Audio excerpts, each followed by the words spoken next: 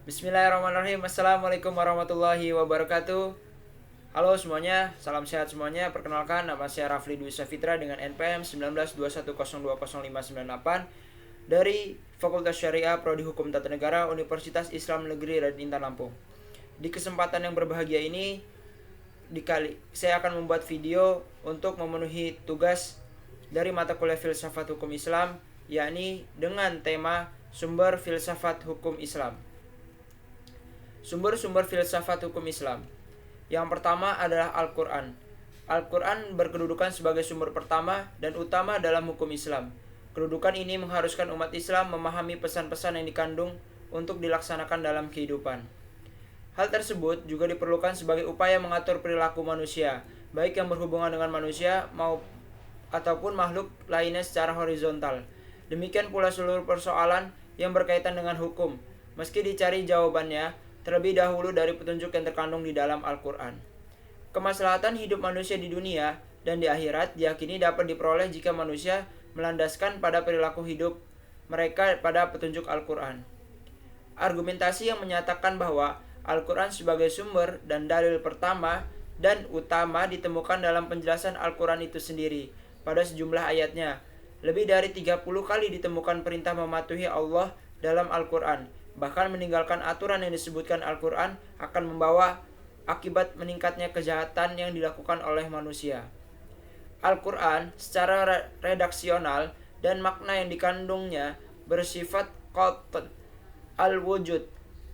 Maksudnya adalah lafaz Al-Quran dan pesan yang dikandungnya terjamin keautentikan dan otoritas kebenarannya. Keautentikan itu terjamin karena transformasi periwayatannya secara keseluruhan mencapai tingkat mutawatir.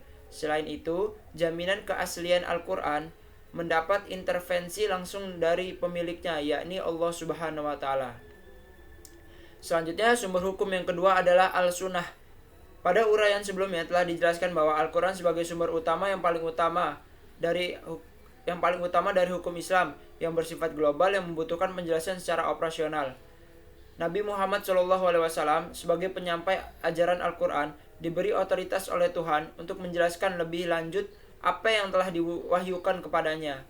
Dengan demikian, Al-Sunnah baik dalam bentuk perkataan, perbuatan, maupun dalam bentuk takrir berkedudukan sebagai sumber kedua setelah Al-Quran. Kedudukan Al-Sunnah sebagaimana disebutkan di atas berdasarkan argumentasi bahwa secara normatif ditemukan ayat Al-Quran yang menyeluruh untuk taat kepada Rasul. Ketaatan kepada Rasul sering dikaitkan dengan ketaatan kepada Allah Subhanahu wa Ta'ala, seperti yang ditemukan pada surat An-Nisa ayat 13, yang artinya hukum-hukum tersebut itu adalah ketentuan-ketentuan dari Allah. Barang siapa taat kepada Allah dan Rasulnya, niscaya Allah memasukkan ke dalam surganya. Amin ya rabbal alamin. Al-Quran seiring menetapkan beriman kepada Allah dan juga Rasulnya sama dengan kewajiban beriman kepada Allah Subhanahu wa Ta'ala, disebut dalam Quran surat Al-A'raf ayat 158. Yang ketiga yakni akal dan proyeksi ijtihad. Yang pertama, pengertian akal. Akal menurut Al-Quran, lebih khususnya menurut pengertian para Islam, yaitu bahwa memperhatikan alam sekitarnya dengan otak, yang dimana otak adalah organ tubuh akal. Artinya, akal itu sendiri terdapat di dalam otak seseorang yang digunakan untuk berpikir, dan berdasarkan pemikiran itu, maka lahirlah suatu ide atau gagasan mengenai suatu masalah yang dipikirkan. Sebagaimana telah kita ketahui bahwa Allah Subhanahu wa Ta'ala menciptakan manusia berbeda berdasarkan akalnya dengan makhluk hidup lainnya seperti hewan dan tumbuhan. Berdasarkan perspektif Islam, peran akal dibagi menjadi dua. Yang pertama, memahami nilai-nilai ajaran agama. Apabila ada doktrin yang kurang jelas, akal akan merumuskan pelaksanaannya. Adapun ketika sebuah doktrin agama memiliki nilai-nilai sosial, akal bertugas menerjemahkan dalam konteks kehidupan kekinian, bukan untuk mengubah doktrin, melainkan menemukan pelaksanaan doktrin. Yang kedua, akal bertugas memilih dan menyeleksi doktrin agama. Terkadang, ada doktrin agama yang temporer atau madaniyah, dan ada doktrin agama yang selalu kontemporer, makiyah. Terkait ini, akal bertugas untuk memilih kemungkinan terbaik pelaksanaannya. Akal dan proyeksi ijtihad yang kedua yakni proyeksi ijtihad. Ijtihad merupakan bahasa berarti usaha yang keras dan bersungguh-sungguh. Sedangkan pengertiannya dari segi istilah ijtihad adalah berusaha menetapkan hukum terhadap masalah yang belum ada ketetapan hukum di dalam Al-Quran dan hadis, yang dilakukan secara cermat dan pikiran yang murni serta berpedoman pada aturan penetapan hukum yang benar. Rujukan ijtihad tetap pada Al-Quran dan juga hadis, dalam arti bahwa penetapan hukum ijtihad tidak boleh bertentangan dengan ayat-ayat Allah Subhanahu wa taala atau ajaran Rasulullah Shallallahu alaihi wasallam. Orang-orang yang berijtihad disebut mujtahid.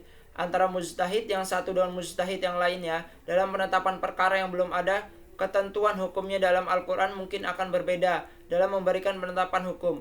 Ada pendapat yang satu benar dan yang lainnya menjadi salah. Hal ini akan menjadi penilaian yang mempengaruhi hukum. Ijtihad menjadi sumber hukum Islam yang ketiga. Boleh dilakukan oleh siapa saja yang memiliki pernyataan minimal seperti memahami mafhum ayat atau hadis, memiliki atau menguasai ilmu alat seperti nahwu shorof, mengetahui latar belakang suatu ayat atau hadis, luas pemahaman terhadap pengetahuan Islam, memiliki loyalitas yang tinggi terhadap agama dan lain-lain. Ijtihad diterapkan dengan beberapa cara, antara lain ijma dan qiyas. Ijma adalah kesepakatan para mujtahid pada suatu masa setelah Rasulullah SAW wafat terhadap suatu masalah. Sedangkan qiyas adalah menetapkan hukum dengan cara menghubungkan satu perkara yang sudah ada ketetapan hukumnya terhadap masalah lain yang dihadapi dan belum ada ketetapan hukumnya. Sedang antara keduanya sama-sama memiliki sebab yang bisa disepadankan.